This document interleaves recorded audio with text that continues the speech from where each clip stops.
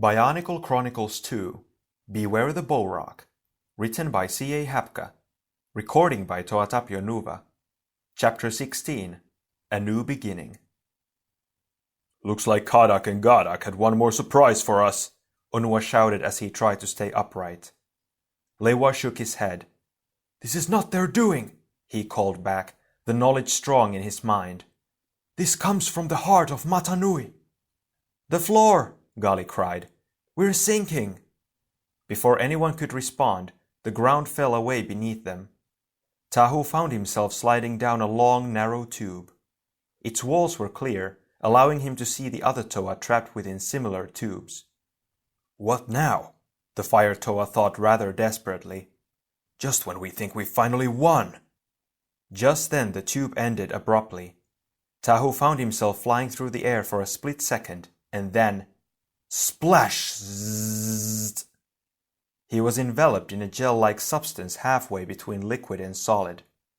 The gel cushioned him, seeping into every joint, making him feel warm and cold by turns. Protodermis, Tahu thought fuzzily. The substance seemed to be seeping into his mind as well as his body, making it difficult to think or move. We're swimming in protodermis. The mysterious substance had been mined on Matanui for years, used as a source of power. What effect would it have on the Toa? The Toa of Fire closed his eyes, feeling the protodermis surround him. He wanted to struggle, to fight his way to the surface, but he couldn't move. An immense heat swept through his body, his blood boiling and white-hot flames flickering behind his eyelids. As soon as the heat had come, it disappeared, replaced by an icy cold so deep that Tahu couldn't even shiver. Within a fraction of a second, he felt himself sinking into warm, welcoming water, deep and pure. Then the water evaporated away into a howling wind that swept him around and around, until he landed on the hard earth and felt himself sinking down, down, down into the stifling depths. Finally he hit the hard surface of a stone cliff, and behind his still closed eyes it was as if he could see right through it until it held no mysteries. Then the stone, too, fell away. For a long moment there was nothingness. With a gasp, Tahu broke through the surface of the protodermis. Coughing and choking for breath, he looked around and saw the other Toa surfacing nearby. They levitated up in a group, landing on a rocky ledge above the bubbling pit of protodermis. The cavern was empty. Kadak and Gadak had disappeared. But the Toa were even more shocked by the changes they saw in one another. Each of them was still recognizable, but they had all changed. Instead of his golden Kanohi mask, Tahu's face was now covered in a larger mask of gleaming red, while his body shimmered in metallic tones of silver and bronze. The others had undergone similar transformations. "What has happened?" Gali voiced the question at last. "What have we become?" "More than we were," Kopaka answered, his cool voice tinged with the warmth of amazement. "More than anyone has ever been." Sure enough, Tahu could feel power surging through him, but he glanced upward with concern. "Let us worry about why it happened later," he said. "There are more important questions to answer now. What happened to Kadak and Gadak? And how are we going to get out of here?"